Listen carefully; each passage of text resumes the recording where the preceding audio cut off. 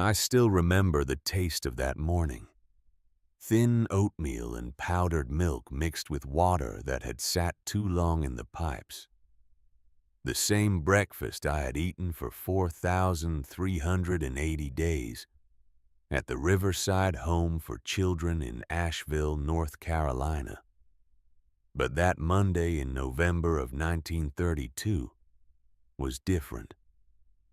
That was the morning my brother and I would stand in a courtroom while strangers laughed at us. I was 18 years old. My name was Elena Whitmore, and I had spent 12 years learning that hope was a luxury I could not afford. My brother Silas was 15, 3 years younger, thin as a fence post, and the only person in the world who belonged to me. We had been at Riverside since I was 6 and Silas was 3. Our mother died of the Spanish flu in the spring of 1920. Our father, broken by grief and whiskey, drove his truck into a ravine 6 months later. The state of North Carolina collected us like stray dogs and deposited us at Riverside, where we learned to make ourselves small to eat fast, to trust no one but each other. I remember the day they separated us into different dormitories. Silas was 6 years old, crying so hard he could barely breathe, reaching for me as the matron pulled him away. I promised him that night, whispering through the crack under the door that connected our hallways, that I would never leave him. That when I turned 18, I would take him with me and we would find somewhere to belong. I did not know that somewhere had been waiting for us all along. The letter arrived on a Tuesday in October. The headmistress called me to her office, a room I had only entered twice before, both times for punishment. She handed me an envelope without speaking, her face arranged in an expression I could not read. The letter was from a lawyer in a town called Pine Haven in Mitchell County in the Blue Ridge Mountains of western North Carolina. It informed me that my grandfather Isaac Blackwood had died in May of that year, and that his estate was being settled. As his only surviving descendants, my brother and I were named in his will. I read the letter 3 times. Then I read it again. Grandfather. I had not known we had a grandfather. No one had ever told us. No one had ever mentioned that somewhere in the world there was family. There was blood. There was someone who might have wanted us. The headmistress watched me read. When I looked up, she said only this: the court date is November 14th. The county will provide transportation. She did not say she was sorry. She did not say she had known about our grandfather and kept it from us. She did not say anything at all about the fact that for 12 years, 2 children had lived in her institution, believing they were alone in the world, when all along there had been someone out there who shared their name. I walked back to the dormitory in a daze. That night I told Silas. We lay in the dark of my room, the one privilege of turning 18 being a closet-sized space of my own, and I whispered the words to him. We have a grandfather. We had a grandfather. He died in May. He left us something. Silas was silent for a long time. Then he said the question I could not answer. Why didn't he come for us? I did not have an answer. I still do not know if I have one now. The bus ride from Asheville to Pine Haven took 7 hours. We left before dawn on November 14th, wearing the best clothes Riverside could provide, which meant shirts that had been white before 3 other children wore them, and shoes stuffed with newspaper because they were too big. The driver gave us each an apple and a paper bag with a sandwich inside. It was the first time anyone at Riverside had given us anything. Silas sat by the window and watched North Carolina scroll past. Red clay hills and pine forests and small towns that looked like they had been forgotten by time. He did not speak much. Silas never spoke much, but his hand found mine somewhere around Marion, and he held on until we reached Pine Haven. The Mitchell County Courthouse sat on a square of brown grass in the center of town. It was a brick building with white columns and tall windows that reflected the November sky like mirrors. I stood outside for a moment looking up at it, and I felt something I had not felt in 12 years. I felt afraid, not afraid of the building, not afraid of the people inside. Afraid of hope, afraid of wanting something and having it taken away. I had learned at Riverside that the safest way to survive disappointment was to never expect anything in the first place. But here I was standing outside a courthouse with my brother beside me, about to learn what our grandfather had left us. And despite everything I knew about the world, despite every lesson I had learned about keeping my heart small and safe, I felt that dangerous flutter of possibility in my chest. We walked inside. The courtroom was smaller than I expected. Wooden benches like church pews. A judge's bench at the front. A handful of people scattered throughout. Most of them dressed in the practical clothes of farmers and merchants. They turned to look at us when we entered, and I saw their eyes move from my face to Silas's, taking in our two big shoes, and our borrowed clothes and our uncertain expressions. A young lawyer approached us. He introduced himself as Mr. Harper, and he spoke to us the way people speak to children, even though I was 18 and legally an adult. He explained that we should sit in the front row. He explained that the judge would read the will. He explained that there might be some questions. I nodded at everything he said. I did not ask the question that was burning in my throat. Why did our grandfather never come for us? The judge was a heavy man with a red face and spectacles that kept sliding down his nose. He shuffled papers for what felt like an eternity before he began to read. The last will and testament of Isaac Blackwood, orchardist and naturalist of Mitchell County, North Carolina, deceased May 3rd, 1932. I felt Silas stiffen beside me. To my grandchildren, Elena Whitmore and Silas Whitmore, currently residing at the Riverside Home for Children in Asheville, I leave the entirety of my estate consisting of the following. The judge cleared his throat.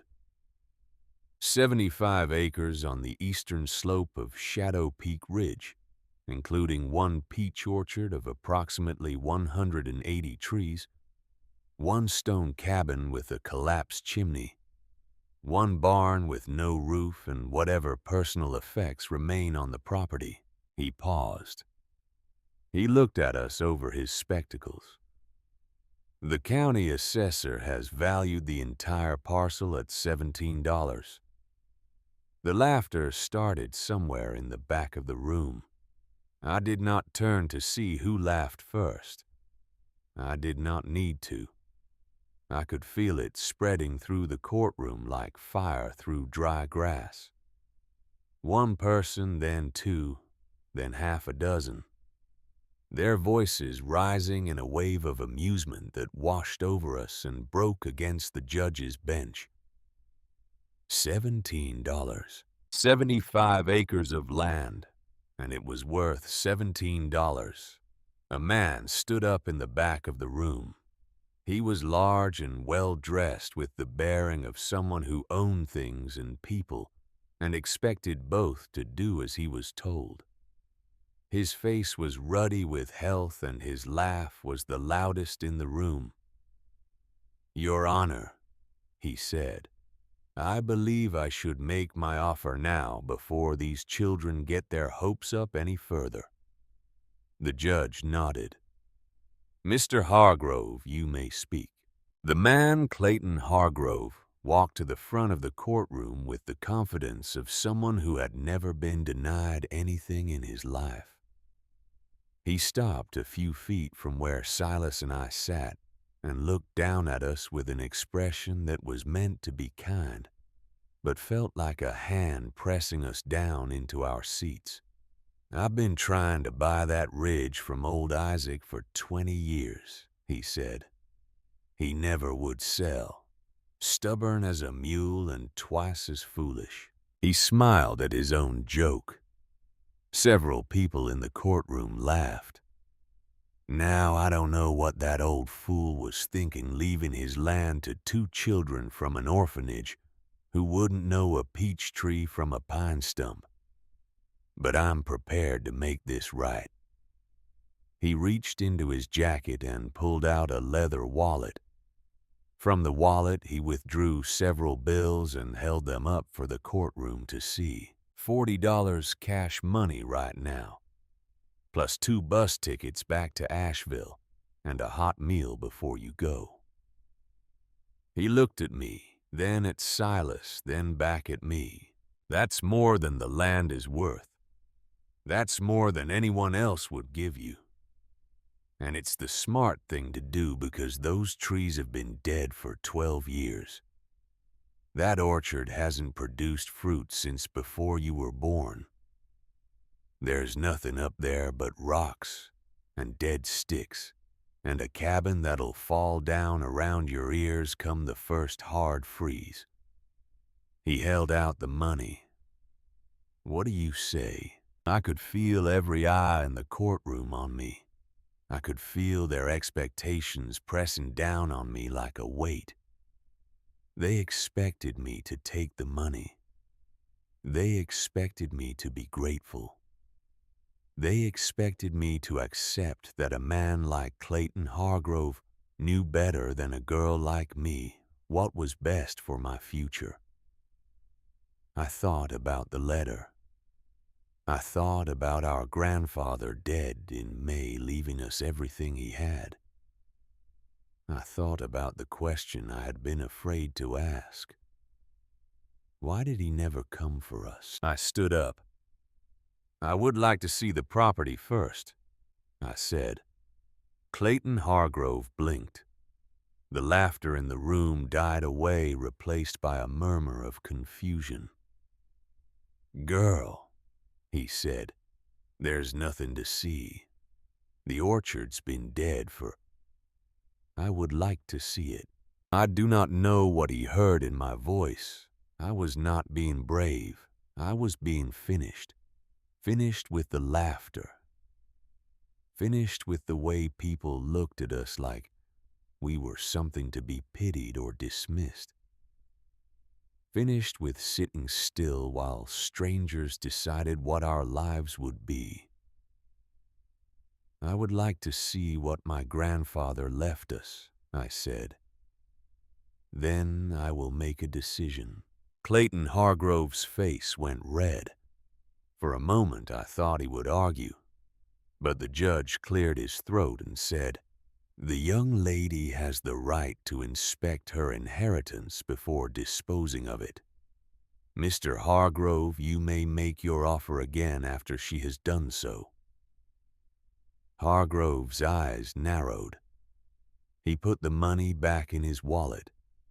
He looked at me with an expression that was no longer pretending to be kind. "I'll be back," he said, "and the price will be the same because that land isn't going to look any better up close than it does on paper." He turned and walked out of the courtroom. Several people followed him.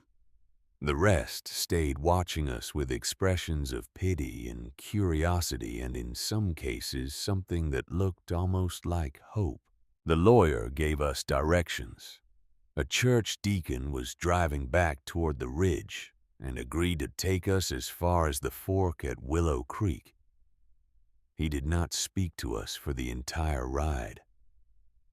When he let us out at the fork, he pointed up a dirt track that disappeared into the trees. 2 miles. The cabin is past the orchard. You'll see it. He paused. You'll want to come back before dark. We did not come back. The track up Shadow Peak Ridge was steep enough that we had to lean forward to keep our balance. Silas was breathing hard by the time we reached the top, his thin chest heaving, his hand tight in mine. I wanted to stop and let him rest, but something was pulling me forward, something I could not name. The orchard appeared without warning. We came around a bend in the track, and suddenly there it was, spreading out before us on the slope of the hill. 180 peach trees standing in rows, like soldiers waiting for orders that would never come. Leafless, gray-barked, their branches twisted bare against the November sky. Dead. Silas stopped walking. I stopped with him. "Elena," he whispered, "it looks like a graveyard." He was right.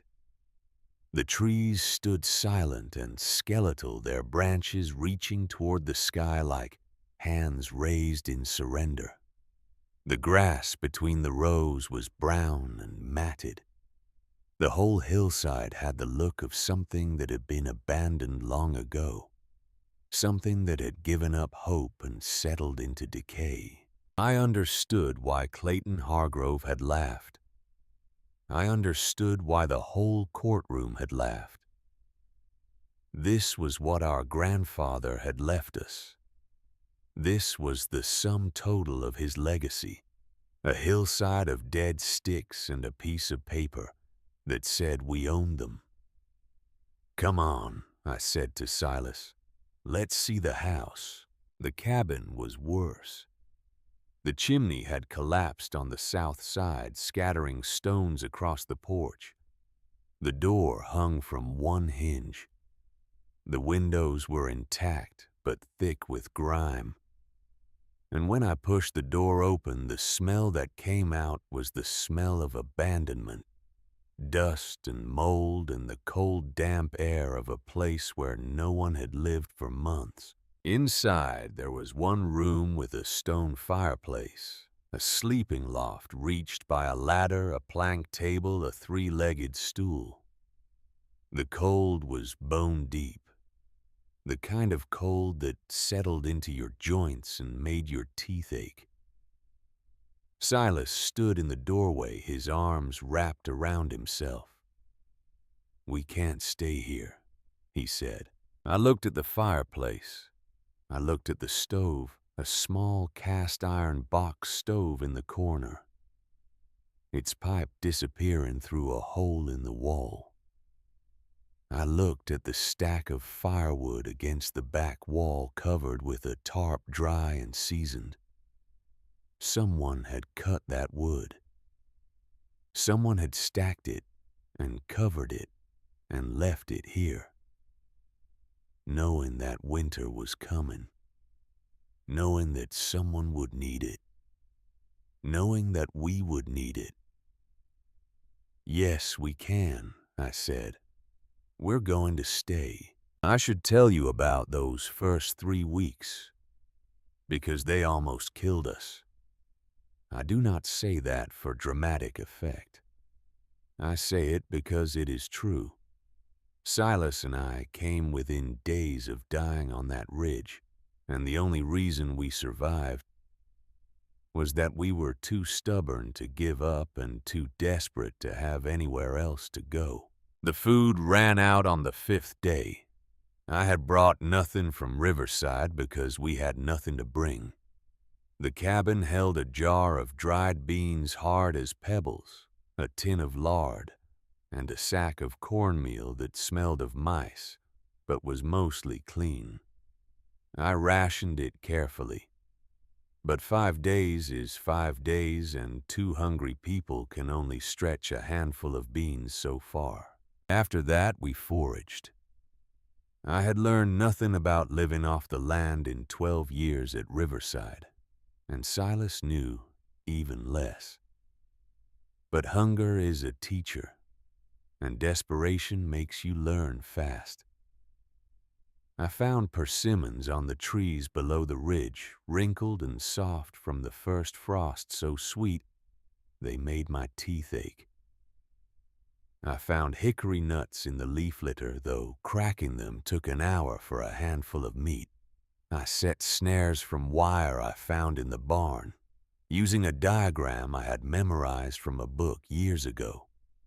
A book about wilderness survival that I had read during a week when I had nothing else to read and nowhere else to escape. I caught nothing the first week. I caught nothing the second week. We ate persimmons until our stomachs cramped and hickory nuts until our fingers bled from cracking the shells. And then Silas got sick. It started with a cough, then a fever, then 3 days of shaking and sweating his body, burning up from the inside, while the November wind howled around the cabin and found every crack in the walls. I did not sleep those 3 days. I held him through the nights, his thin body trembling against mine, his breath hot and ragged in my ear. I boiled water and made him drink it. I wrapped him in every blanket I could find, including the ones I had taken off my own bed. And I sat beside him and sang the songs our mother used to sing, songs I had not sung in 12 years, songs I thought I had forgotten, and I prayed. I had not prayed since the day they took us to Riverside. I had decided then that if God existed, He had no interest in children like us, and I would not waste my breath asking for His help. But sitting in that cold cabin watching my brother fight for his life, I prayed anyway. I prayed to God. I prayed to our mother. I prayed to our grandfather, dead in May, a man I had never met. Please, I whispered, please don't take him from me. He's all I have. On the 4th morning, Silas's fever broke.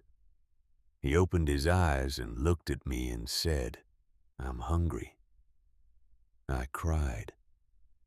For the first time since they had separated us at Riverside, for the first time in 12 years, I cried. I sat on the floor of that ruined cabin, with my brother's hand in mine, and I cried until I could not breathe, until my chest hurt, until there was nothing left inside me but relief. Silas watched me with wide eyes. "Elena," he said, "I'm okay. I'm okay." But I was not crying because I thought he was gonna die. I was crying because I had finally understood something I had been afraid to admit. I loved him. I loved him more than I had ever loved anything or anyone. And I would do whatever it took to keep him alive. Clayton Hargrove came back on the 12th day. I heard his automobile before I saw it, the engine growling as it climbed the track. I was outside trying to fix a trap that had been sprung by something too clever to get caught, and I straightened up and watched him come. His car was black and shiny out of place on the muddy track. He parked in front of the cabin and stepped out, picking his way carefully around the puddles, protecting his fine leather shoes from the dirt. "Still here," he said. It was not a question. "Still here." I agreed. He looked at the cabin with its sagging porch and collapsed chimney. He looked at the orchard with its rows of dead trees. He looked at me in my dirty dress and my two big shoes with my hair unwashed and my hands raw from work. $50, he said. Bus tickets back to Asheville. A hot meal and a blanket for each of you for the journey. He paused. That's my final offer. I thought about Silas inside, still weak from his fever. I thought about the food we did not have and the winter that was coming. I thought about how easy it would be to take his money and go back to the only life we had ever known. But I also thought about the firewood stacked against the wall. I thought about a man cutting that wood, knowing winter was coming, knowing someone would need it, knowing we would need it. No, I said. Clayton Hargrove's face did not change, but something shifted behind his eyes. Something cold and patient, like a snake waiting for its prey to make a mistake. You'll die up here, he said. You understand that, don't you? You and that boy will die up here before spring, and no one will find you until the buzzards lead someone to your bodies. I looked at him. I thought about all the people who had told me what I could not do. The teachers at Riverside who said I would never amount to anything. The matrons who said I was too proud for my own good. The other children who said I was crazy for believing things could be different. My grandfather didn't sell to you for 20 years, I said. He must have had a reason. His reason was that he was a fool. A crazy old fool who spent 30 years digging in the dirt and talking to trees that wouldn't grow. This county laughed at him, and they were right to laugh. Then why do you want his land so badly? The question surprised him. I saw it in his face, a flicker of uncertainty that he quickly covered with his usual expression of condescending patience. The timber, he said, on the ridge above the orchard. Good hardwood worth something if you know how to harvest it. But I had seen the way he looked at the orchard. Not at the ridge above, at the orchard itself, at the dead trees standing in their patient rows. There was something he was not telling me. I'm not selling, I said. Clayton Hargrove put his hands in his pockets. He rocked back on his heels and looked up at the sky as if he were considering the weather. I'll be back, he said. When you're hungry enough, when the boy gets sick again and you can't save him. He smiled, but his eyes were cold. I'm a patient man, Miss Whitmore.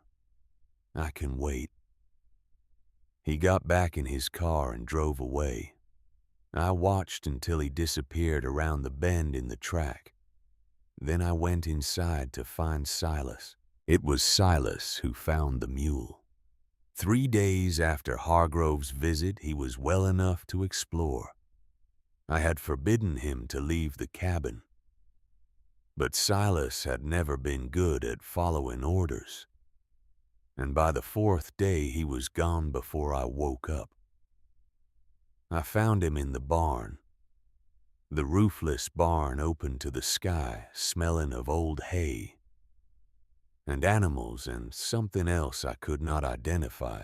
Silas was standing at the far end, perfectly still, his hand extended towards something in the shadows. Don't move, he whispered without turning around. I stopped. From the shadows, a shape emerged, gray and bony and covered with dust. Ears laid flat against its skull. Teeth bared in warning. A mule. Her name is Bramble, Silas said. At least that's what it says on the stall. I looked. There was a brass nameplate on the post screen with age. Bramble. She won't let me touch her, Silas said. But she hasn't kicked me yet. I think that's progress. I watched the mule watching us. She was old and starving and clearly terrified. But she had not run. She had not attacked.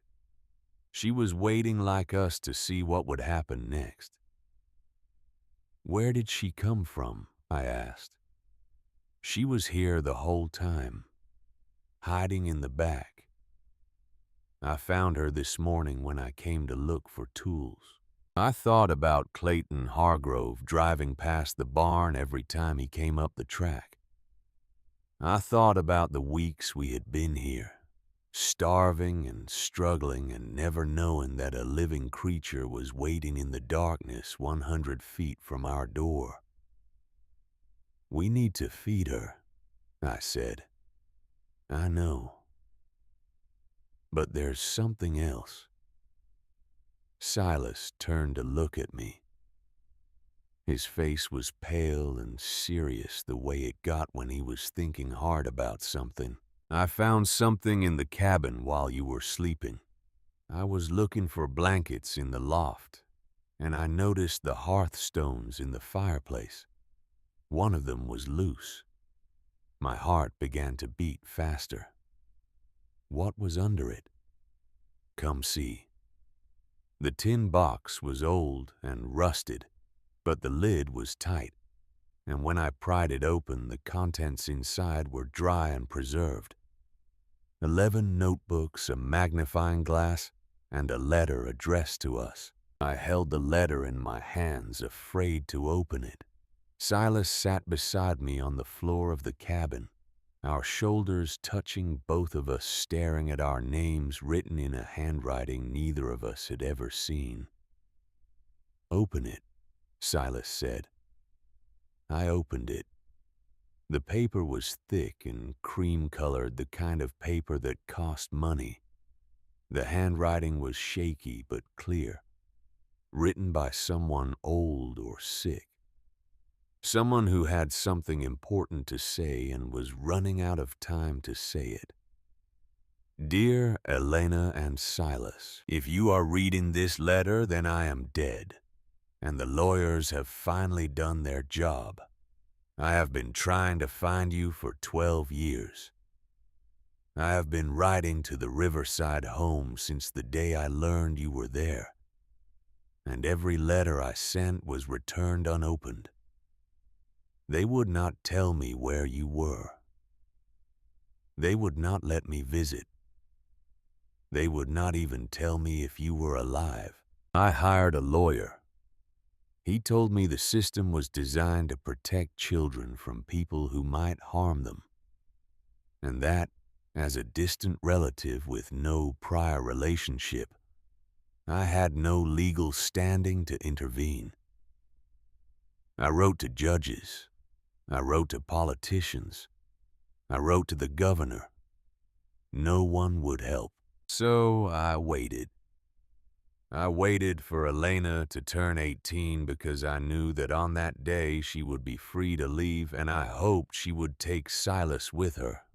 I waited and I prepared and I tried to build something worth inheriting. I am sorry I could not come for you myself.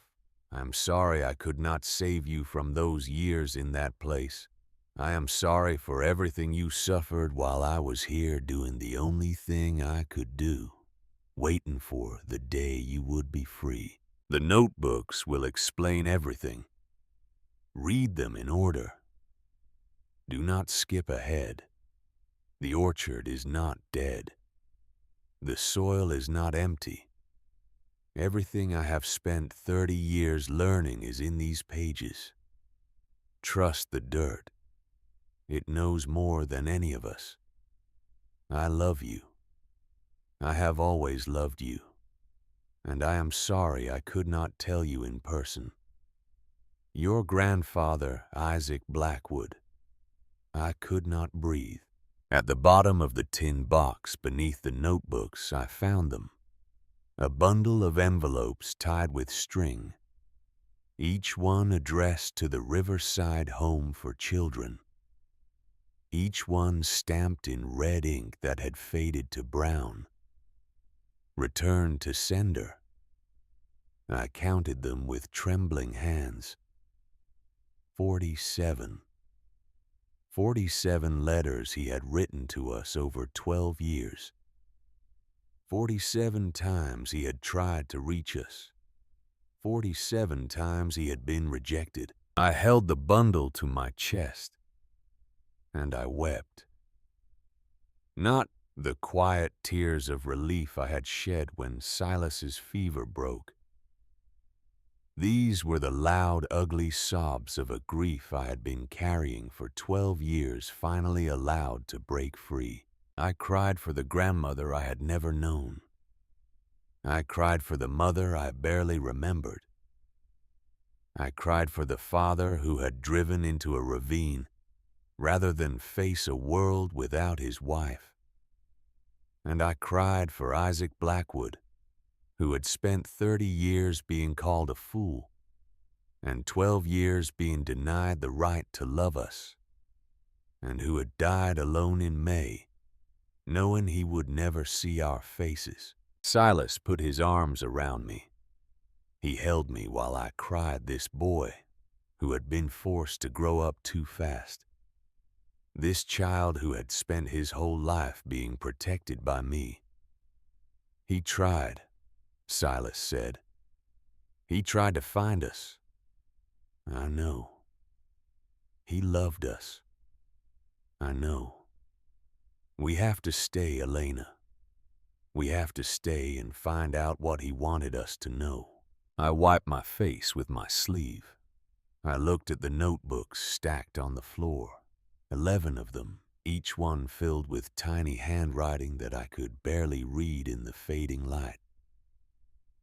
We'll start tomorrow, I said. First thing. But Silas was already reaching for the first notebook. We'll start now, he said. Silas read through the night. I fell asleep sometime after midnight, curled up on the floor by the stove with my coat over me and the cold pressing in from every crack in the walls. But Silas kept reading, his eyes moving over the tiny handwriting by candlelight, turning pages so carefully you would think they were made of gold. When I woke at dawn, he was still reading, but his face had changed. He looked up at me with an expression I had never seen before. Not excitement exactly. Something deeper. Something that looked like awe. Elena, he said, you need to see this. He handed me the first notebook. I took it, rubbing the sleep from my eyes, and I began to read. The handwriting was small and cramped. The letters packed so tightly together that I had to hold the page close to my face to make them out.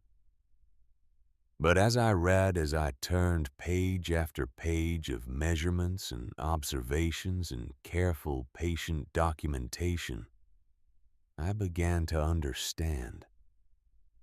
Isaac Blackwood had not been a fool. He had not been crazy. He had been the most patient man who ever lived. The first entry was dated April 1901. Dug test pit number 1 today. Northeast corner of the orchard, 3 feet deep. Top 12 inches red clay, typical Southern Appalachian residual. Below that, 8 inches of dense orange clay with quartz fragments. Below that, something I have not seen before. A layer of dark material, almost black, with a texture unlike any soil I have encountered. It is not clay. It is not sand. It holds moisture without becoming mud. It smells of iron and sweetness. It crumbles in the hand. and then reconstitutes when pressed. I do not know what it is. I intend to find out. I kept reading, entry after entry, year after year. Isaac Blackwood had mapped what lay beneath his orchard. He had dug dozens of test pits, some of them 10 feet deep, some of them 14. He had collected samples and labeled them and sent them to the Agricultural College in Raleigh for analysis. He had measured and recorded and hypothesized all in handwriting so small it seemed designed to fit a lifetime of knowledge into a finite number of pages. And what he had discovered was extraordinary. The red clay that covered the ridge, the thin, acidic, nutrient-poor soil that everyone pointed to as proof that nothing could grow. There was only the surface, a skin. Beneath it, starting at a depth of 2 to 3 feet and extending down as far as Isaac had been able to dig, was a layer of black earth unlike anything in the county. Notebook number 4 contained a report from the State Agricultural College. The words were dry and scientific, but what they described was anything but ordinary. Soil sample exhibits extraordinary fertility, rich in calcium, phosphorus, and organic carbon. Microbial density approximately 10 times that of typical Appalachian soil. Origin unknown. Possibly ancient alluvial deposit or decomposed limestone base. Further study recommended. Further study had never been done. No one had cared about Isaac Blackwood's dirt. But that was only half of it. "Look at this," Silas said, handing me notebook number 7. I took it. I read. The peach trees, the dead orchard, the gray skeletons that had been the punchline of every joke in Mitchell County for 12 years, were not dead. They had gone dormant. Isaac's notebooks documented this with the patient fury of a man who had been screaming the truth into a room full of people who refused to listen. The trees had stopped producing fruit, not because they were dying, but because they were building. Their root systems, which Isaac had traced through careful excavation over a period of years, had grown downward through the red clay and into the black earth below. And they were connected. The roots of all 180 trees were linked through a web of mycorrhizal fungi, a vast underground network that Isaac described in his cramped handwriting as the largest living thing on this ridge, and no one can see it, because no one has bothered to dig. The trees had been investing everything, every calorie of photosynthesis, every mineral drawn from that extraordinary soil into the root network below. They were not dying. They were preparing. Notebook number 9, dated 1931, contained a table of calculations, root depth measurements, nutrient analyses, growth projections. At the bottom, underlined twice, Isaac had written, "Based on current growth rate of the root network and the nutrient density of the subclay soil layer, I estimate the trees will have sufficient root infrastructure to support full production within 2 to 4 years. Probable first fruiting 1933 or 1934. Yield potential once the root network reaches full maturity, 4 to 6 times the original production. The trees will produce more fruit than any orchard in this county, and no one will believe it until they see it." I set down the notebook. I looked at Silas. "He knew," I said. He knew. Silas agreed. He knew the orchard wasn't dead. He knew it was gonna wake up. That's why he kept the land. That's why he never sold to Hargrove. That's why he left it to us. We sat in silence for a moment, the weight of what we had just learned settling over us like a blanket. Outside, the wind moved through the dead trees with a sound like whispered secrets. "There's more," Silas said. "In the last notebook. Look at the last entry." I took the notebook. I turned to the final page.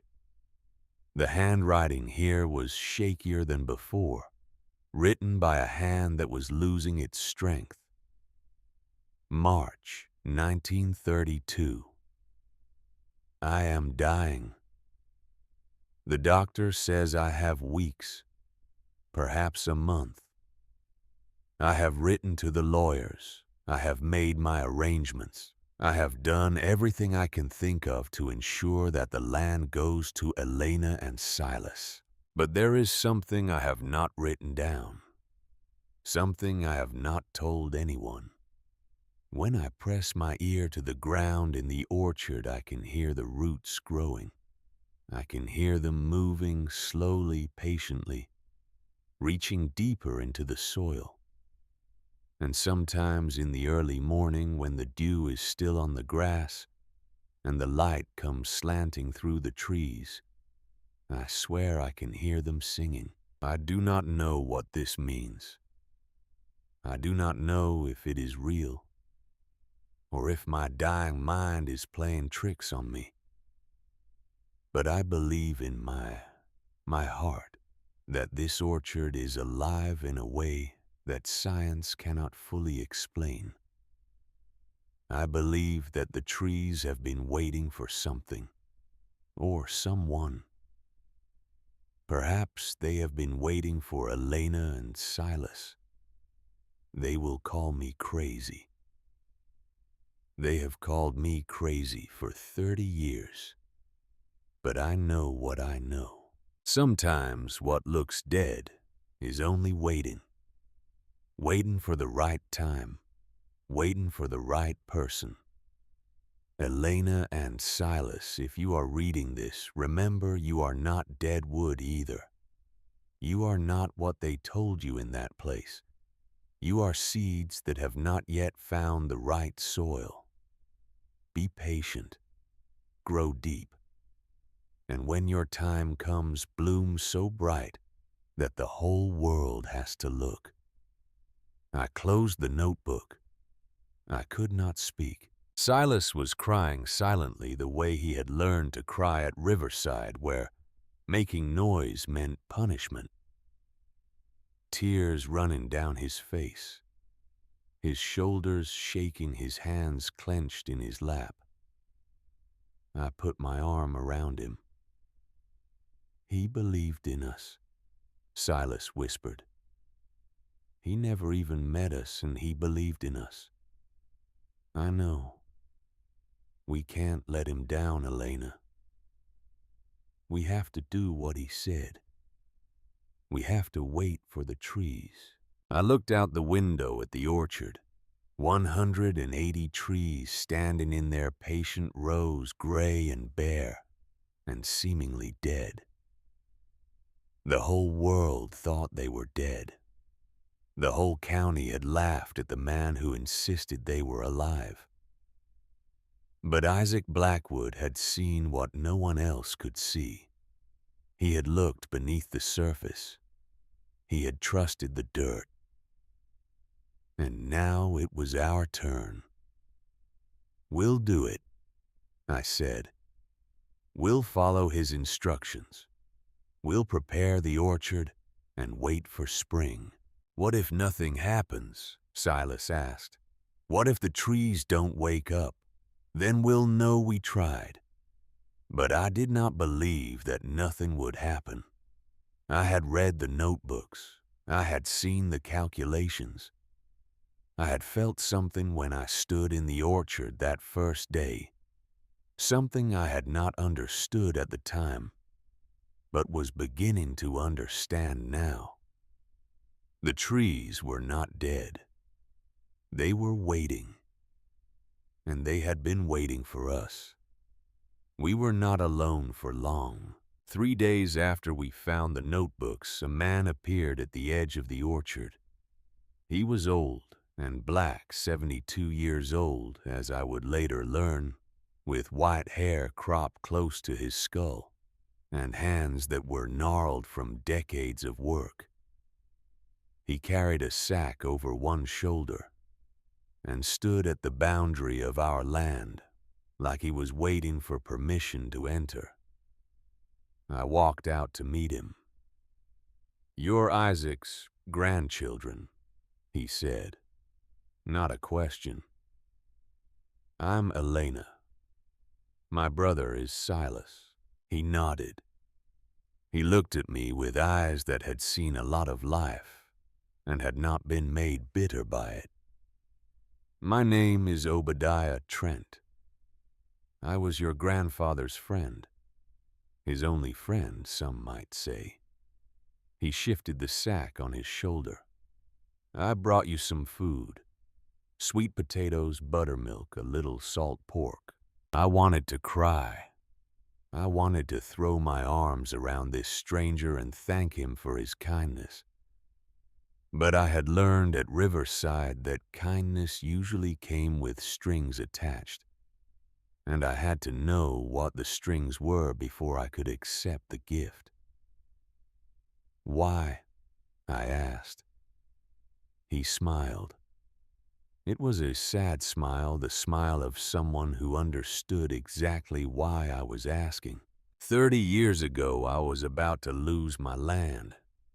Bad year, bad luck, bad everything. The bank was going to take my farm. Isaac Blackwood came to my door with a cash box and counted out enough money to pay my mortgage. I asked him what he wanted in return. He said nothing. Farmers take care of each other. Obadiah set the sack on the ground. I tried to pay him back for 15 years. He wouldn't take a penny. He's gone now. I can't pay him back, but I can pay you. I looked at the sack. I looked at this old man who had walked up the ridge to bring food to 2 strangers because of a debt he owed to a man who was dead. "Thank you," I said. "There's more coming.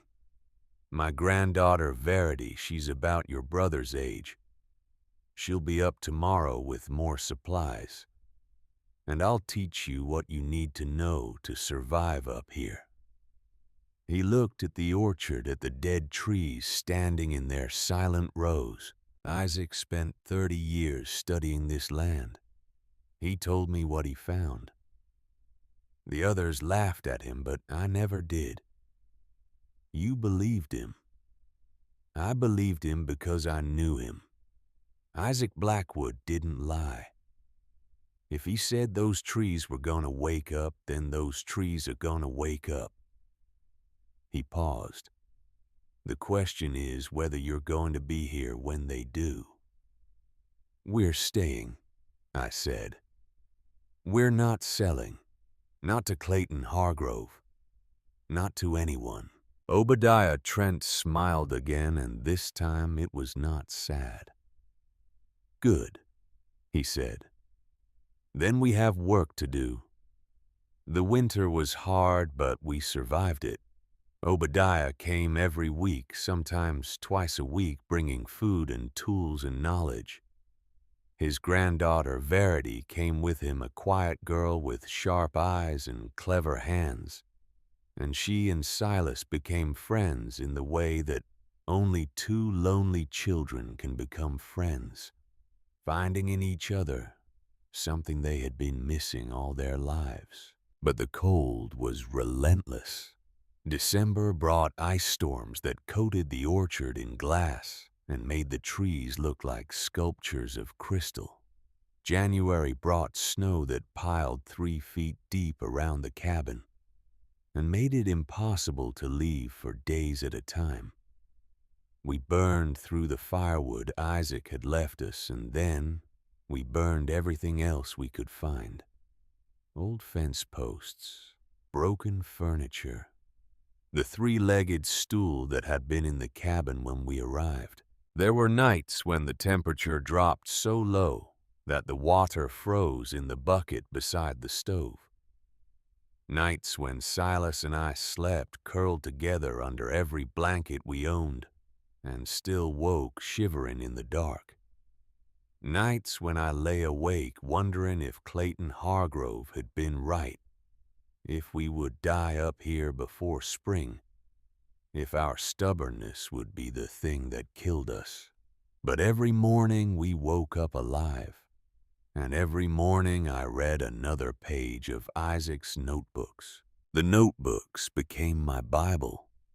I read them by candlelight when Silas was asleep.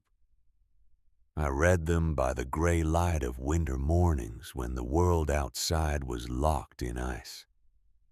I read them until I could recite passages from memory until Isaac's handwriting became as familiar to me as my own. Notebook. Number 3 contained detailed instructions for winter orchard care, pruning schedules, techniques for removing dead wood without damaging the living tissue beneath, diagrams showing which branches to cut and which to preserve. Isaac had drawn each cut with the precision of a surgeon, noting angles and depths and the reasons behind every decision. I followed his instructions exactly. In late January, when the snow melted enough to walk between the rows, I began to prune. I worked slowly, carefully, comparing each tree to Isaac's diagrams. Silas helped when he was strong enough, holding the ladder steady, while I climbed, catching the branches as I cut them away. The work was hard. My hands blistered and bled. My arms ached from reaching and sawing. But there was something meditative about it, something that felt like prayer. Every cut I made was a conversation with a man I had never met. Every branch I removed was an act of faith in something I could not see. Obadiah watched me work one afternoon in February. He stood at the edge of the orchard, his breath making clouds in the cold air, saying nothing. When I climbed down from the ladder, he walked over and examined the cuts I had made. "Your grandfather would be proud," he said. It was the kindest thing anyone had ever said to me. Notebook. Number 5 contained instructions for soil amendment. Isaac had developed a formula, a mixture of wood ash and crushed limestone and composted manure that he believed would stimulate the mycorrhizal network when spring came.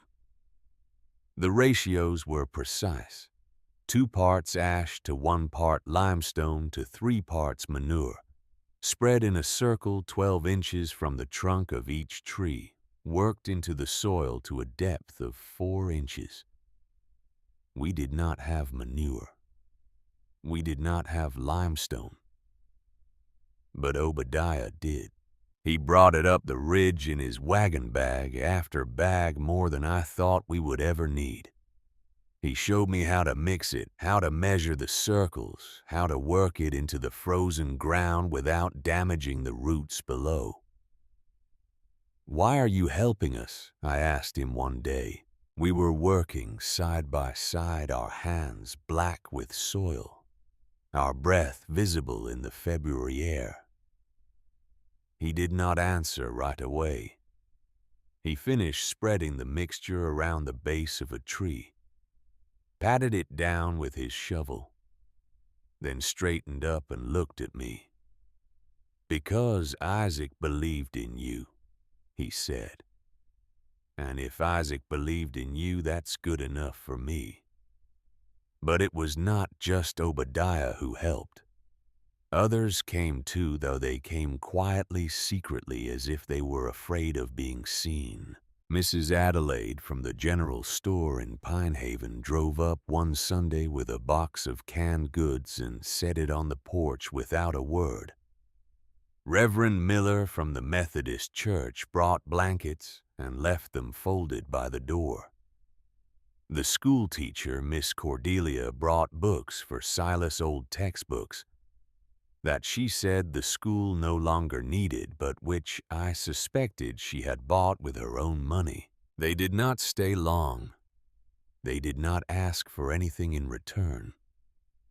They came and left their gifts and drove away, and I understood that they were trying to make amends for something. For the laughter in the courtroom, perhaps.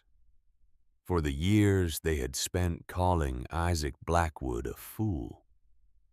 For their own shame at having judged so quickly and so harshly. I accepted their gifts with gratitude, but I did not forget what I had learned.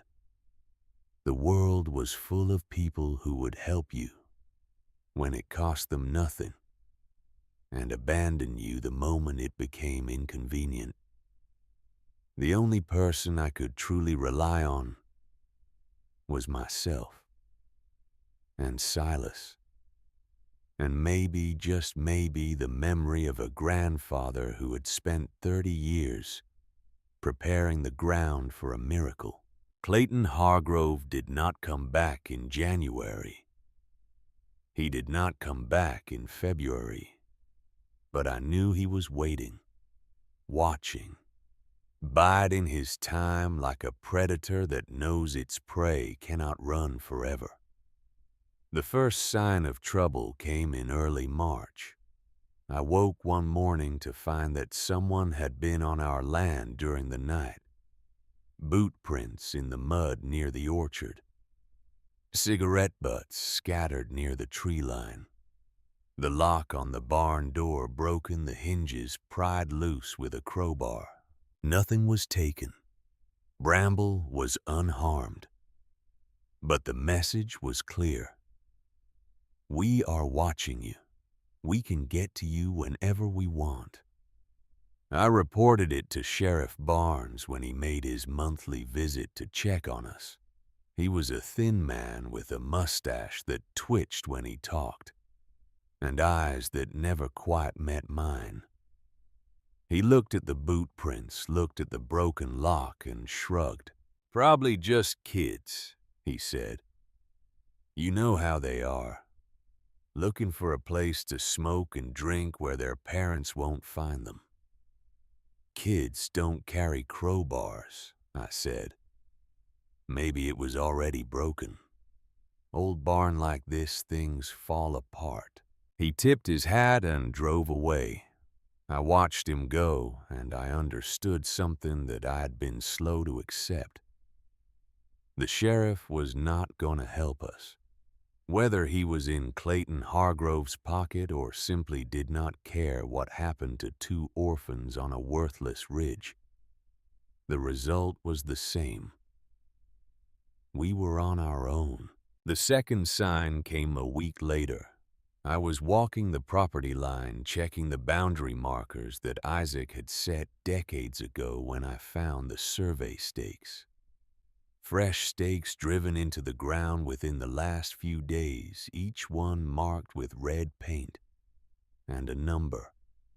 Someone was surveying our land. I pulled up every stake I could find and threw them into the ravine.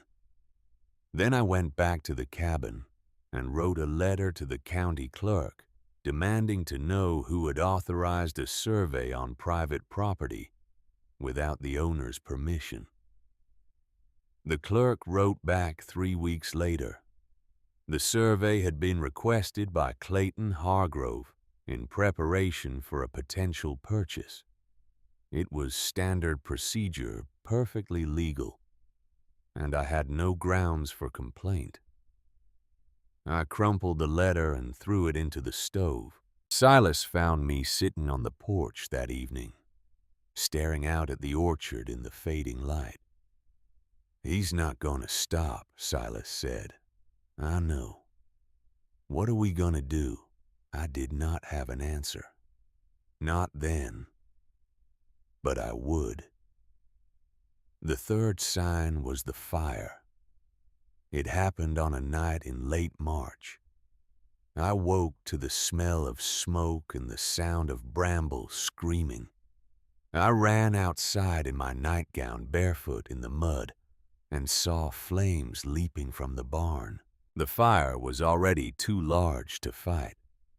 The old dry wood burned like paper.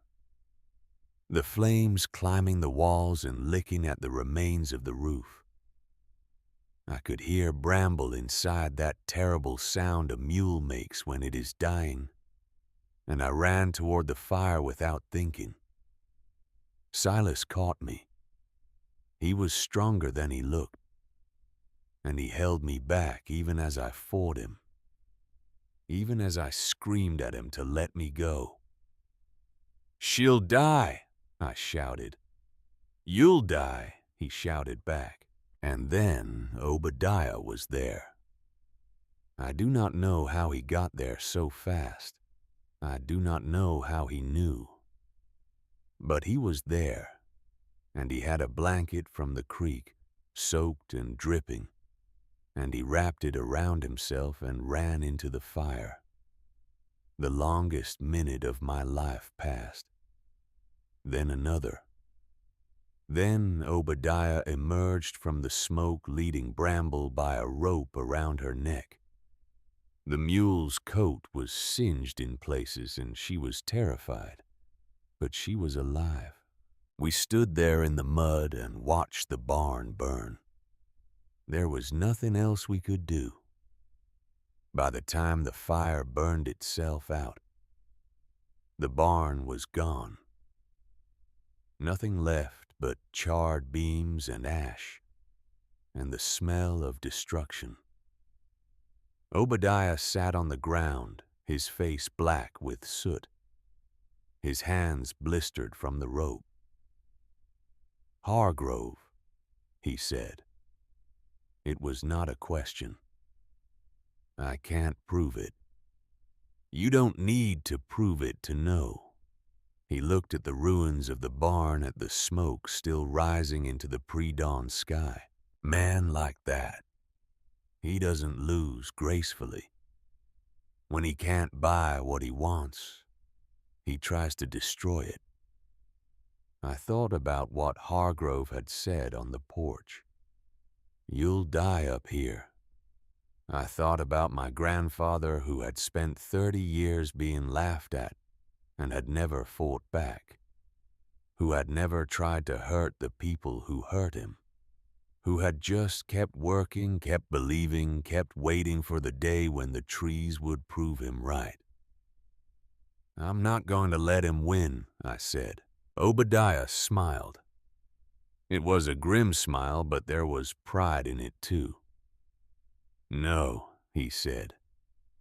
"I don't believe you are." I did not go to the sheriff.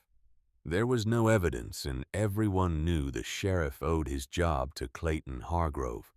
I did not confront Hargrove or try to retaliate. I did not do any of the things that anger told me to do. Instead, I went back to the notebooks. Notebook Number 8 contained a passage I had read a dozen times but had not fully understood until that morning standing in the ashes of the barn, watching the sun come up over the ridge. The orchard has taught me patience. Not the patience of waiting for something to happen, but the patience of working towards something even when no one else can see it. The world will always have men who take and men who destroy. But the soil does not care about men. The soil cares about time and work and faith. Put your faith in the soil. Do the work, and time will prove you right. I closed the notebook. I looked at Silas. "We're going to follow his instructions," I said. every single one. And when the trees bloom, when they produce fruit like Isaac said, they would, everyone will see. Hargrove will see. The whole county will see. And then what? Silas asked. Then we'll decide what to do with the harvest. Spring came in March the way it does in the mountains, not gradually but in a rush.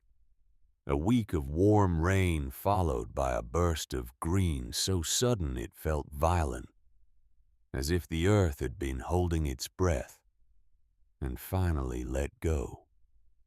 I was in the orchard at dawn on March 14th. I had been walking the rows every morning since the snow melted, checking each tree, running my hands along the bark, looking for any sign of change. For weeks there had been nothing. The trees stood silent and gray, their branches bare, their bark cold under my fingers. But that morning was different. I saw it on tree number 47, a gnarled Alberta near the center of the orchard. According to Isaac's notebooks, this tree had been the last one to stop producing fruit, the last one to go dormant, the one that had held on longest before surrendering to whatever call the root network was making. I'd been checking it every day, running my fingers along its branches, waiting.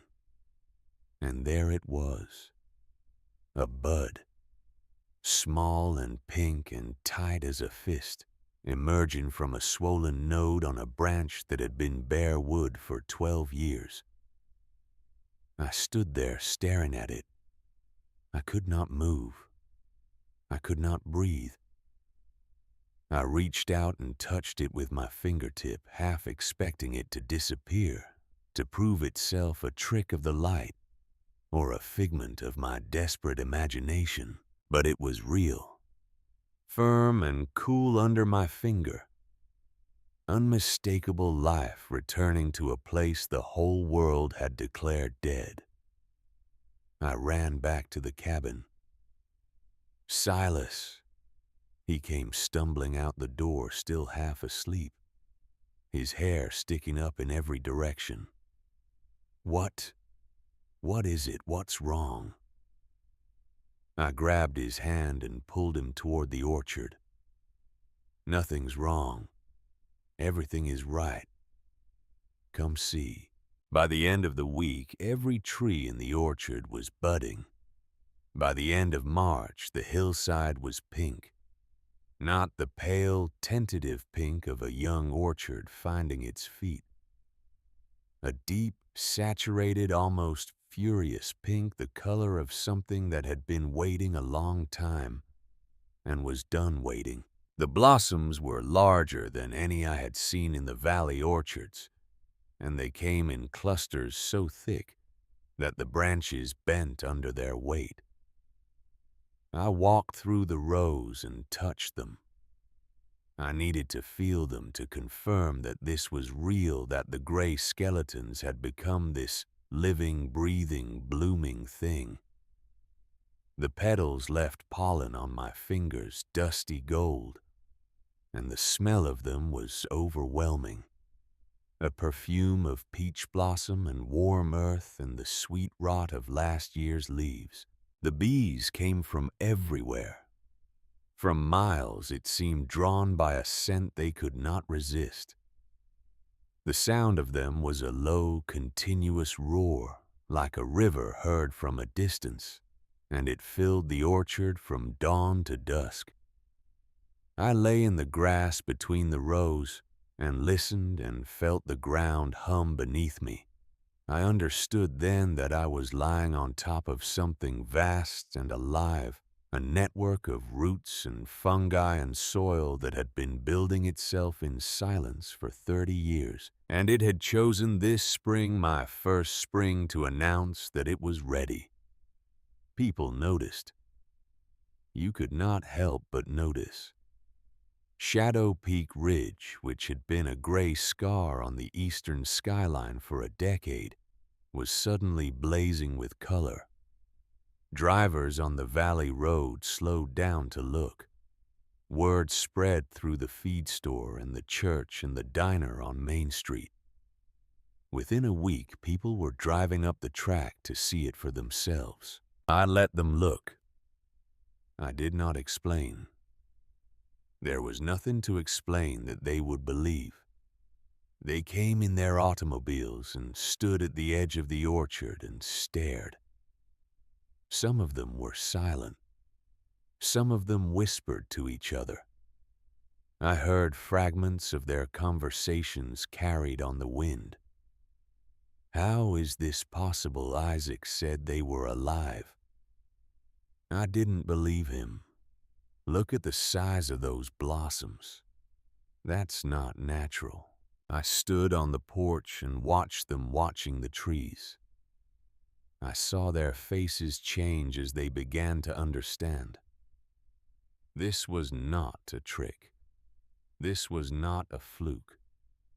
This was exactly what Isaac Blackwood had spent 30 years trying to tell them. The dead orchard was alive. Among the visitors was a woman I had never seen before.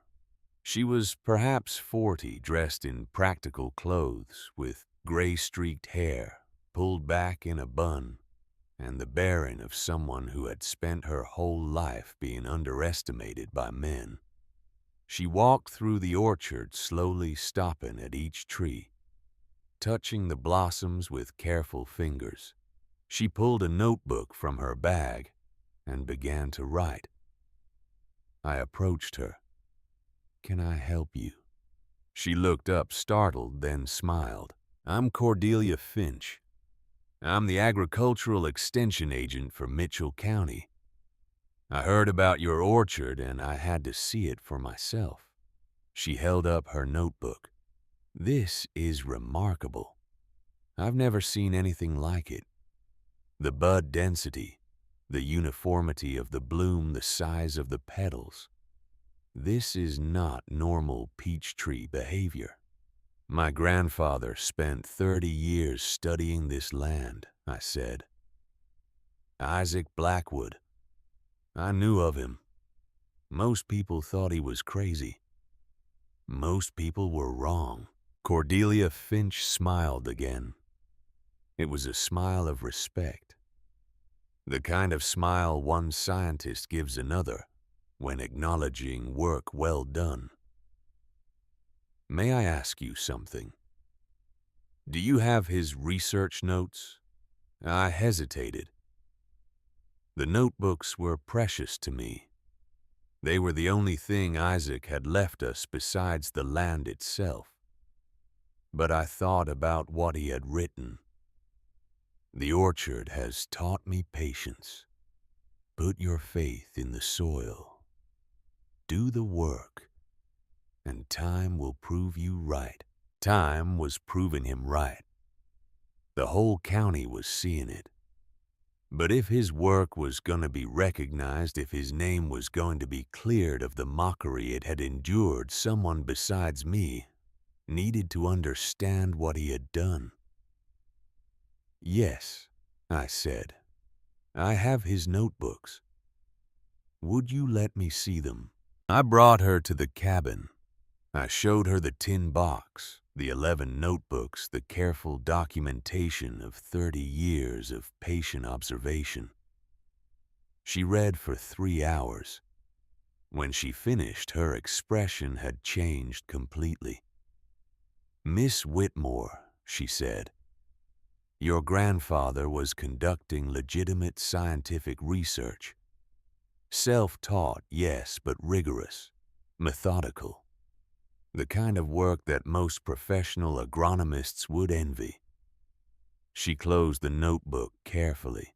"And if his calculations are correct, this orchard is about to produce fruit unlike anything this county has ever seen. Will you help us?" I asked. She was quiet for a long moment. Then she nodded. "I'm going to send samples to the university in Raleigh. If your grandfather was right about what's under this ridge, The whole state needs to know about it. She left that afternoon with 3 jars of the black earth and a notebook full of notes. I stood on the porch and watched her drive away, and for the first time since we had arrived on Shadow Peak Ridge, I felt something that might have been hope. But hope is a dangerous thing. Hope makes you believe that the worst is over. Hope makes you careless. I should have known that Clayton Hargrove would not let the blooming orchard change anything. I should have known that a man who burns barns does not surrender just because a few trees grew flowers. He came back on an evening in early April, not in his automobile this time, on foot walking up the track like he owned it with 2 men I did not recognize following behind him. Big men. The kind of men who got paid to intimidate people. I met them at the edge of the orchard. Mr. Hargrove, Miss Whitmore, pretty flowers you've got. Must have made you feel real proud seeing them bloom like that. He smiled, but his eyes were cold. I'll give you $100 for the property. Final offer. I told you, I'm not selling. You misunderstand me, I'm not asking. He gestured to the men behind him. These gentlemen are from the county assessor's office. They've completed a new evaluation of your property. Turns out there's been a mistake in the tax records. Your grandfather hasn't paid property taxes in 5 years. You now owe the county $637 in back taxes plus penalties and interest. My blood went cold. That's not possible. The lawyer said the estate was settled. The lawyer was wrong. Or maybe he just didn't look hard enough. Hargrove pulled a document from his pocket. This is an official notice of tax delinquency. You have 30 days to pay in full, or the county will seize the property and sell it at auction to recover the debt. He held it out to me. Now I'm a reasonable man. I'm willing to take this property off your hands for $100, which is more than generous considering you'll owe the county 6 times that much. You walk away with cash in your pocket and no debt. Everybody wins. I took the document. I read it. The numbers swam before my eyes, but the meaning was clear enough. $637. I did not have $637. I did not have $67. The money Obadiah and the others had given us had gone to food and tools and lamp oil. We had nothing. You did this, I said. You falsified these records. Hargrove's smile widened. Careful, Miss Whitmore. That's a serious accusation. Accusing a county official of fraud without evidence could land you in a lot of trouble. He turned to go. The 2 men followed him. At the edge of the trees, he stopped and looked back. 30 days, he said. Then this ridge is mine. I stood there holding the notice as they walked away. I stood there until the sun went down and the first stars appeared, and the cold evening air made me shiver. I stood there trying to understand how we had come so far, only to lose everything to a piece of paper and a number I could not pay. Silas found me in the dark. Elena, he's taking the land. He found a way to take it. I told him about the taxes, about the 30 days, about the $637 we did not have. Silas was quiet for a long time. Then he said something I did not expect. "How much will the peaches be worth?" I looked at him. "What?" "Isaac's notebooks. He estimated the harvest." "How much will it be worth?" I thought back to notebook number 9, the calculations, the projections. He thought we'd harvest 20,000 pounds in the first year. Maybe more. And what do peaches sell for? I don't know. 10 cents a pound, 15. Silas did the math in his head. He had always been quick with numbers. "That's $2,000, maybe 3,000. The harvest isn't until June. We have 30 days. Then we need to make sure they give us more time." He looked at me with an expression I had seen before. The expression he got when he was thinking through a problem, turning it over in his mind, until he found the solution no one else could see. We need to show them what the orchard is worth, not what it's worth now, what it's going to be worth. We need to make them wait. I did not know if it was possible. I did not know if anyone would listen. But I knew one thing. We had not come this far to surrender now. The trees were blooming. The whole county could see it. And in 2 months, those blossoms would become fruit. All we had to do was hold on long enough to harvest what Isaac had spent 30 years preparing for us. All we had to do was survive. I went to see Cordelia Finch the next morning.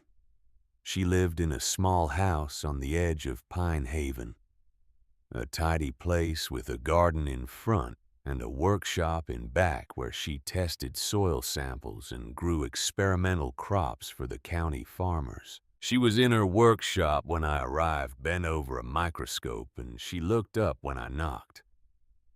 "Miss Whitmore, I wasn't expecting you. I need your help." I showed her the tax notice. I told her about Hargrove's ultimatum. I watched her face darken as she read the document. "This is fraud," she said. "Pure and simple. Your grandfather paid his taxes. I can check the records myself. Hargrove controls the records, or he controls the people who keep them. Then we'll go over his head. I'll write to the state agricultural department. I'll write to the governor if I have to. That will take months. I have 30 days. Cordelia set down the notice. She looked at me with an expression that was part sympathy, part calculation. The look of someone trying to solve a problem they knew had no easy answer. "How much do you need?"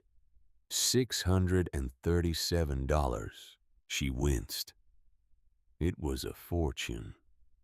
More money than most people in Mitchell County saw in a year.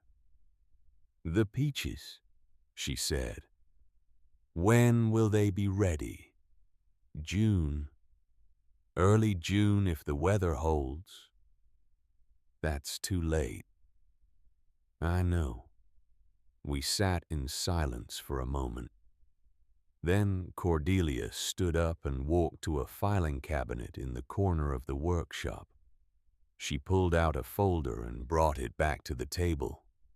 "I sent those soil samples to Raleigh 3 weeks ago.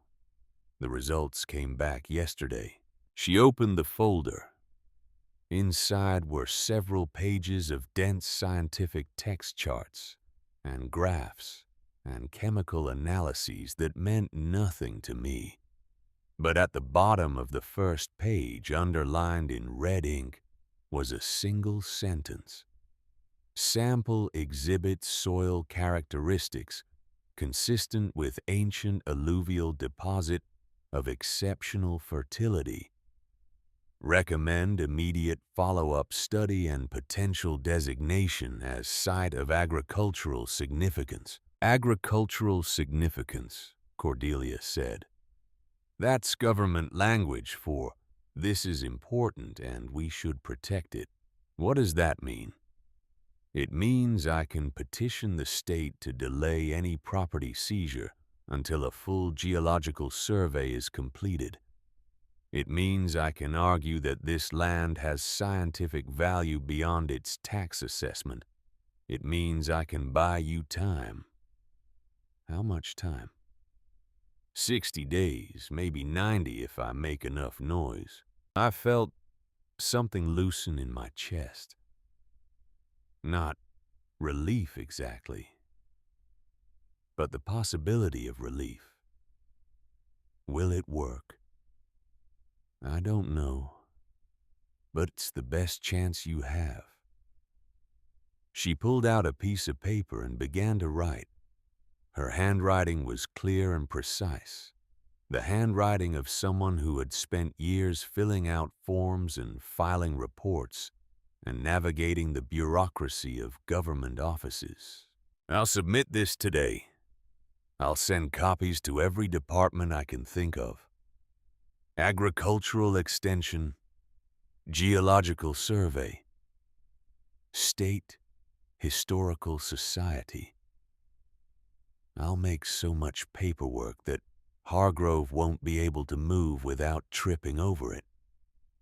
She looked up at me. But you need to understand something. This will make him angry. Very angry. Men like Hargrove don't like being outmaneuvered by women, especially women who know more than they do. He's gonna fight back. Let him fight. Cordelia smiled. It was a fierce smile, the smile of someone who had spent her whole life being underestimated and had learned to turn that underestimation into a weapon. Good, she said. Then let's give him a fight he won't forget. The petition worked, or at least it worked well enough. 2 weeks after Cordelia filed her paperwork, a letter arrived from the state agricultural department. It informed me that my property had been flagged for potential geological significance and that any seizure proceedings would be delayed pending completion of a comprehensive soil survey. The survey would take approximately 60 days. 60 days. It was enough. Barely, but enough. The peaches would ripen in early June. The survey would not be complete until mid-July. If we could harvest and sell the fruit before the survey ended, if we could earn enough to pay the taxes and prove the orchard's value, we might have a chance. But that was a lot of ifs. Hargrove came back 3 days after the letter arrived. He did not bring his men this time. He came alone, driving up the track in his black automobile, and when he got out, his face was red with rage. "You think you're clever," he said, "getting the state involved, filing your petitions and your forms and your scientific surveys. I think I'm protecting what's mine. Nothing on this ridge is yours. Not yet. Not until you pay what you owe. I'll have the money in 60 days. He laughed. It was an ugly laugh full of contempt and certainty. You'll have nothing. Those trees aren't going to produce enough fruit to pay for lamp oil, let alone $600 in taxes. Isaac spent 30 years lying to himself about this orchard, and you're doing the same thing." He stepped closer to me, close enough that I could smell the tobacco on his breath. "I'm going to own this ridge. The only question is whether you walk away with something or whether I take it all from you in front of the whole county. Your choice. Get off my land. For a moment, I thought he would refuse. For a moment, I thought he would hit me. But then he turned and walked back to his car. 60 days, he called over his shoulder. Then we'll see who was right. I watched him drive away and I felt something cold and hard settle in my stomach. Fear, yes, but also determination. I had made my choice. I had decided to stay, to fight, to trust in the work Isaac had done and the promise the orchard represented. Now all I had to do was prove I was right. The blossoms began to fall in late April. The petals drifted through the orchard like pink snow, carpeting the ground between the rows, and where they fell, the fruit began to swell. Small green nubbins at first, hard as stones, but growing. I checked them every day, sometimes twice a day. I followed Isaac's instructions from notebook number 10, thinning the fruit clusters to ensure the remaining peaches would have room to grow. It was painful work plucking away perfectly good fruit so that the best ones could thrive. But Isaac had been clear. Quality over quantity, size over numbers. Better to harvest one perfect peach than 3 mediocre ones. May brought heat. Day after day of cloudless skies and temperatures that climbed into the 90s. The valley orchards suffered. I could see them from the ridge, the trees in the bottomlands, wilting under the relentless sun, their leaves curling and browning at the edges. But our trees stayed green. The root network Isaac had documented, the vast underground web that connected every tree in the orchard, was drawing water from depths the valley trees could not reach. Even in the heat, even with no rain for 3 weeks, our trees stood strong, and the fruit kept growing. By the end of May, the peaches were the size of my fist. Their skins had begun to change color, shifting from green to gold, from gold to a deep amber, touched with crimson. I picked one to check its progress, held it in my hand, felt its weight. It was heavier than it should have been, denser, as if the minerals from the black earth had concentrated themselves into this single piece of fruit. I bit into it even though it was not yet ripe.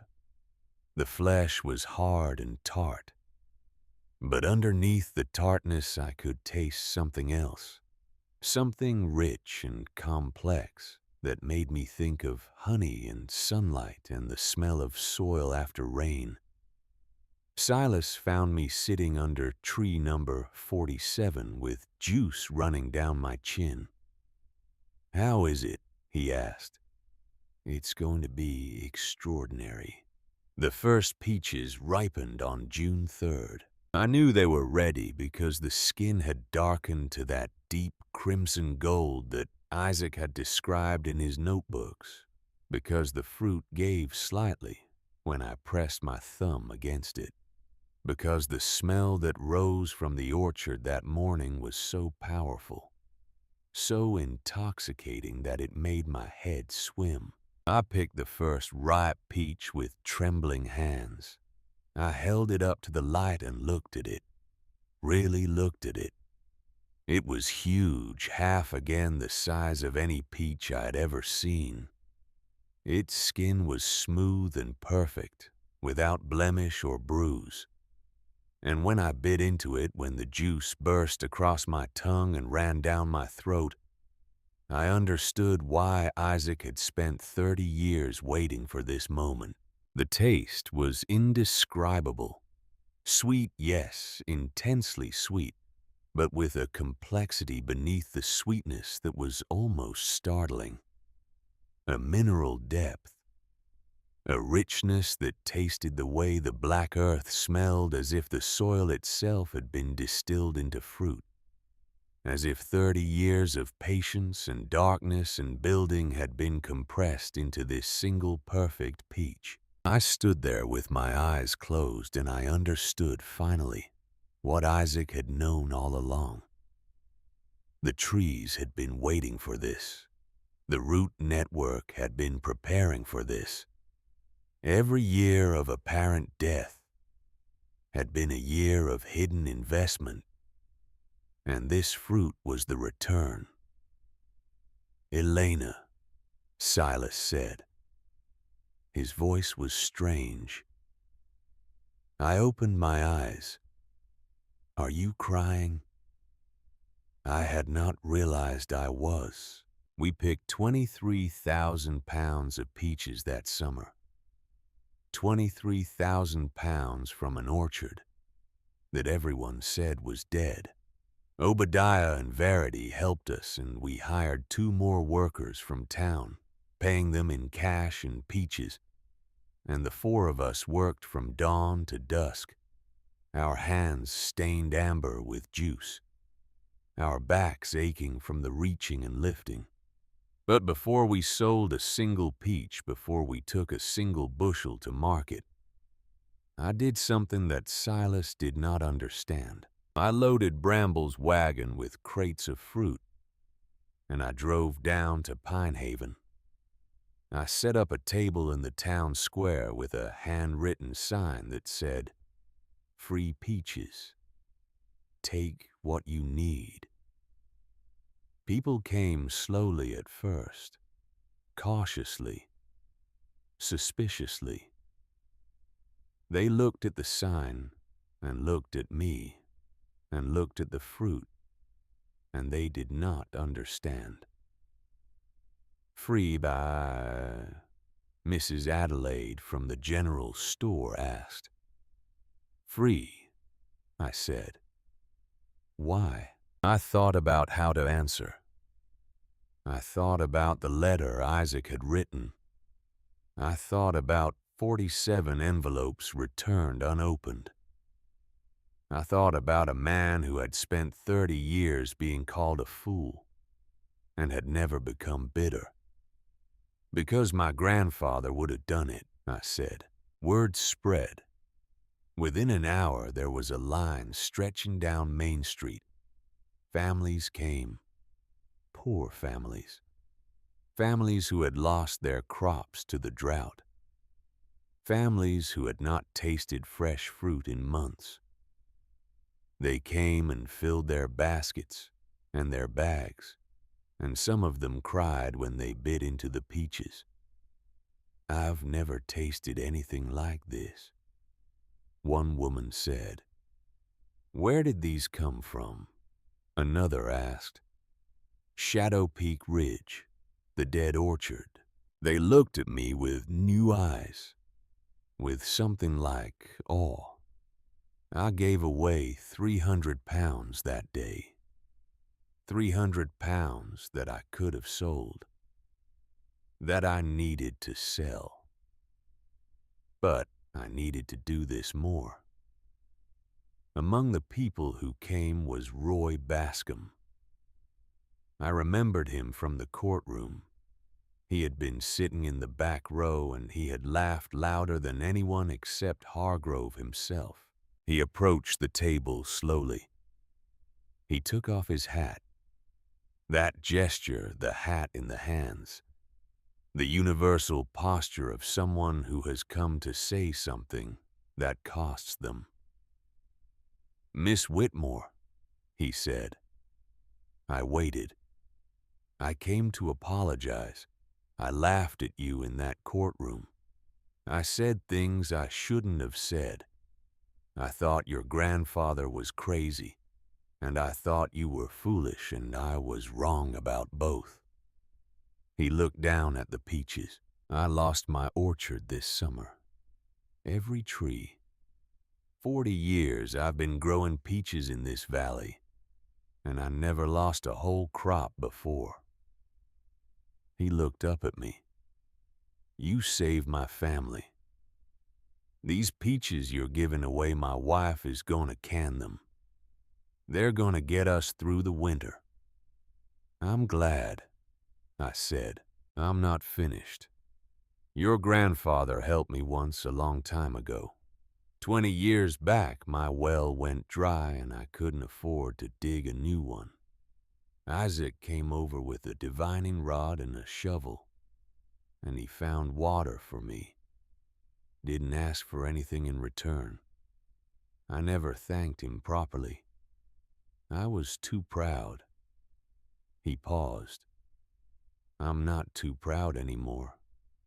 He held out his hand. I looked at it for a moment. Then I took it. Thank you, Mr. Bascom. Thank you, Miss Whitmore, for being better than we deserved. He drove away. I watched him go. And then they came. One by one over the following days. The people who had laughed in the courtroom drove up the ridge to apologize. Some of them brought gifts.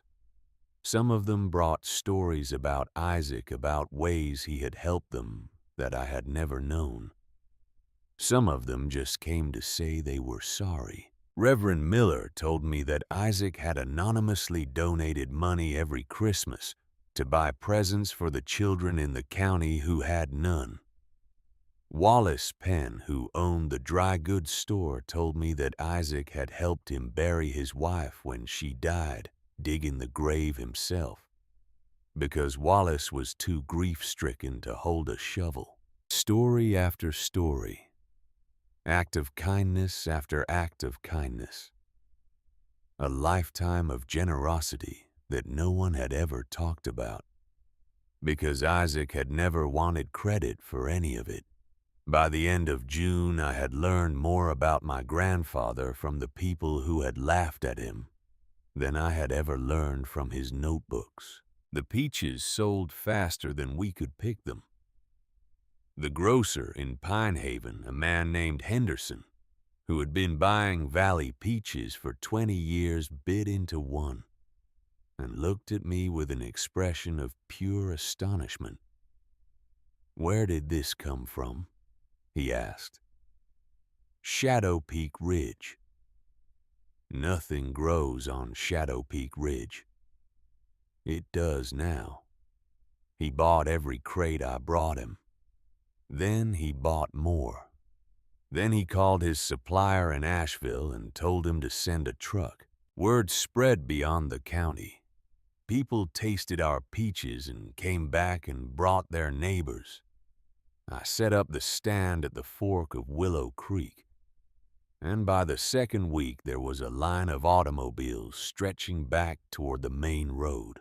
We made more money that summer than I had ever seen in my life, enough to pay the taxes with money left over, enough to fix the chimney and put a roof on the barn and buy Bramble proper feed and ourselves proper clothes, enough to buy tools and seeds and everything we would need for next year's harvest, enough to know that we were going to survive. I brought the tax payment to the county clerk on July 15th, $637 in cash counted out in front of witnesses with a receipt, signed and stamped and filed in the official records where no one could dispute it. The clerk looked at the money with an expression I could not read. Surprise, maybe, or disappointment. Mr. Hargrove said you wouldn't be able to pay, he said. Mr. Hargrove was wrong. I took my receipt and walked out of the courthouse. Silas was waiting for me on the steps. Is it done? He asked. It's done. The land is ours. We stood there for a moment in the summer sun, two orphans who had been given nothing and had turned it into everything. What do we do now? Silas asked. I thought about Isaac's letter, about the notebooks and the 47 returned envelopes, and the 30 years of patient work. I thought about Obadiah bringing food up the ridge, about Cordelia fighting the bureaucracy, about Roy Bascom taking off his hat. Now we keep going, I said. We harvest, we plant, we wait for next year. We do what grandfather taught us to do. Clayton Hargrove came last. It was a Saturday evening in late July. The leaves had reached their full summer green, and the orchard hummed with the sound of insects and birds and the rustle of wind through branches heavy with fruit. I was sitting on the porch when I heard his automobile. The same black car, the same careful way he picked his way around the puddles. But when he got out and walked toward the cabin, I could see that something had changed. He looked old. Not just older. Old. The confidence that had defined him for as long as anyone could remember was gone, replaced by something that looked like defeat. He stood at the bottom of the porch steps. He did not speak for a long time. I tried to buy this land for 20 years, he finally said. Every year I came up here and made Isaac an offer. Every year he said no. I thought he was stubborn. I thought he was foolish. I thought he was holding on to something worthless out of pure spite. He looked out at the orchard. The trees were dropping their second picking now the way healthy trees do when the season peaks. Even in late summer they looked different than they had 9 months ago. The bark darker, the branches fuller, the whole orchard carrying itself with a kind of quiet authority. If I had gotten this land, Hargrove said, I would have cut down the trees within a month. I would have logged the ridge and sold the timber and never known what was underneath. He paused. I would have destroyed the most valuable thing in this county. And I would have done it because I was too impatient to see what Isaac could see. He looked at me. His eyes were wet. I burned your barn. You know that. Everyone knows that. I was angry and desperate, and I wanted to hurt you, because you had what I wanted and you wouldn't sell. He reached into his pocket and pulled out an envelope. He climbed the porch steps and set it on the railing beside me. That's money for the barn. It won't make up for what I did, but it's something. He turned to go. Mr. Hargrove, I said. He stopped. My grandfather spent 30 years being laughed at. 30 years of people calling him crazy. 30 years of doing work that no one understood or appreciated. And he never became bitter. He never tried to hurt the people who hurt him. He just kept working, kept believing, kept waiting. I stood up and walked to the edge of the porch. You didn't have that faith. You couldn't see past the surface. And that's why you lost. Hargrove stood there for a long moment. Then he nodded once and walked back to his car. I never saw him again. I heard later that he sold his lumber business and moved away. Some people said he went to Tennessee. Others said Georgia. I did not ask and I did not care. He was gone, and the ridge was ours, and that was enough. I need to tell you the rest, but I will tell it quickly, because the years that followed were good years, and good years move faster than hard ones. In 1938, I married a man named Thaddeus Brennan. He was the son of a peach grower from the next county over, and he came to Shadow Peak Ridge to buy seedlings from our orchard. He stayed for dinner. He stayed for a week. He stayed for the rest of his life. We were married in the cabin with Obadiah Trent as witness, and Cordelia Finch reading a poem she had written about soil. It was strange and beautiful, and made everyone cry. Brambles stood outside the window and brayed once during the vows, which everyone agreed was either a blessing or a protest. Bramble died in the spring of 1941. She was old. Nobody knew exactly how old, because she had been old when Isaac bought her. She died on a March morning in the rebuilt barn, lying on her side in the straw. Her breathing slow and peaceful. I sat with her. I put my hand on her neck the way I had done 1,000 times before, and I felt her breath slow and stop. We buried her under tree number 1, the oldest tree in the orchard. The one in the northeast corner where Isaac had dug his first test pit 40 years before. It seemed right. She had been his companion for years before she became ours, and now she would rest in the soil he had spent his life studying. Silas graduated from the Agricultural College in Raleigh in 1942. He came back to Shadow Peak Ridge and took over the management of the orchard, freeing me to raise the children that Thaddeus and I were beginning to have. He married Verity Trent in 1945, and they built a house on the north side of the ridge close enough to visit, but far enough for privacy. In 1955, Verity published a paper in the Journal of the American Society of Agronomy about the Shadow Peak Ridge soil deposit.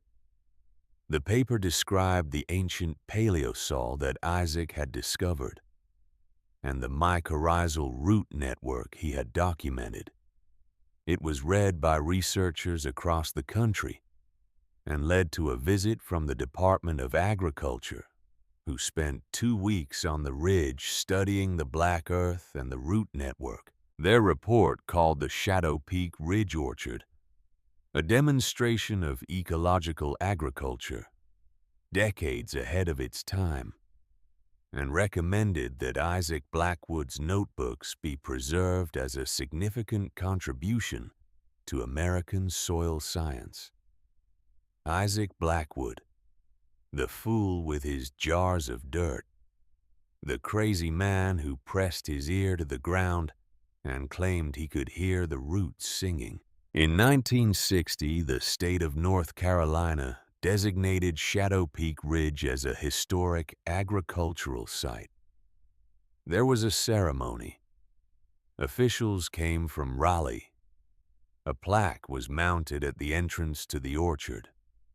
The plaque said, Isaac Blackwood, 1858 to 1932. Discoverer of the Shadow Peak Ridge paleosol. Pioneer of mycorrhizal network research. And below that, Elena and Silas Whitmore, who trusted their grandfather and waited for the trees. I stood at that ceremony with my husband beside me and my children around me. I looked at the plaque and I thought about a man I had never met, a man who had spent 30 years being laughed at, a man who had written letter after letter to 2 children he could not reach, a man who had died alone believing that someday we would come. He did the work. I whispered to Thaddeus. All you did was listen. My husband squeezed my hand. That's not nothing, he said. No, it was not nothing. It was everything. I am an old woman now. It is 1985, and I am 71 years old, and my hands shake when I try to write, and my knees protest when I climb the ladder to prune the high branches. But I still walk the orchard every morning. Last spring, I found my great-granddaughter kneeling in the dirt between the rows, her hands black with soil, her face full of concentration. She was 12 years old, with her grandmother's eyes and her great-great-grandfather's patience. "What are you doing?" I asked. She looked up at me. "Listening," she said. Great-grandfather Isaac said you could hear the roots growing if you were patient enough. I knelt down beside her. My old knees protested, but I ignored them. "And what do you hear?" She was quiet for a long moment. Then she smiled. "I hear them," she whispered. "They're still growing, aren't they? After all these years." I put my hand on her shoulder. This child who carried Isaac's blood in her veins, who had inherited his patience and his curiosity, and his willingness to kneel in the dirt and listen for things that other people could not hear. "I want to take care of the orchard someday," she said. "Like you did. Like Grandfather Silas does." "You will," I said. "The trees will wait for you. They're good at waiting." "Yes, ma'am." We stayed there together as the sun climbed higher.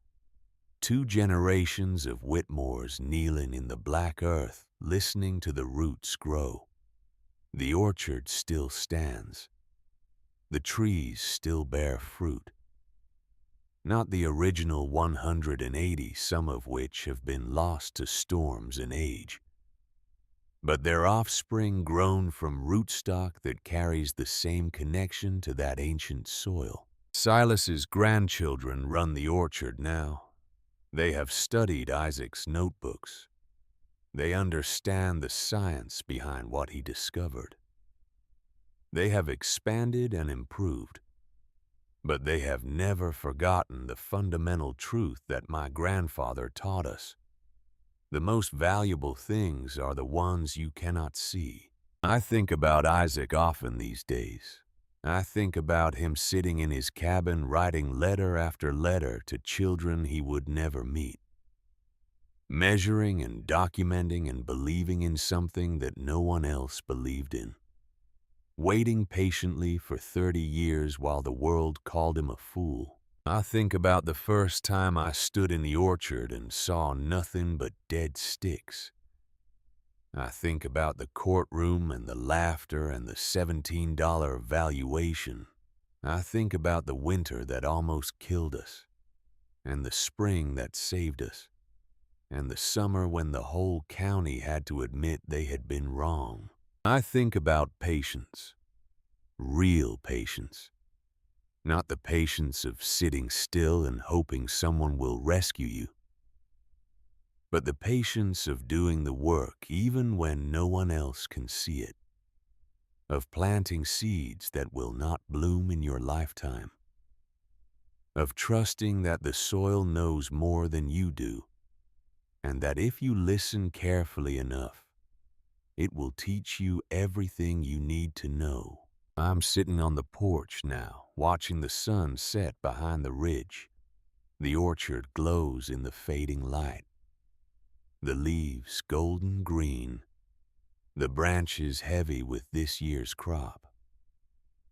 My great-granddaughter is down there somewhere, walking between the rows, checking the fruit, the way I taught her to check it, the way Isaac's notebooks taught me. She will take care of this place when I am gone. She will read the notebooks and listen to the soil and wait patiently for the trees to teach her what they know. And someday she will pass it on to her children, and they will pass it on to theirs. and the orchard will continue, generation after generation, a living testament to a man who believed in things the world could not see. I close my eyes and I can almost hear it. The sound Isaac described in his final entry. The sound of roots growing deep in the earth, reaching down through layers of clay and stone into that rich black soil, moving so slowly that no instrument could measure them, growing with a patience that makes human lifetimes seem like heartbeats.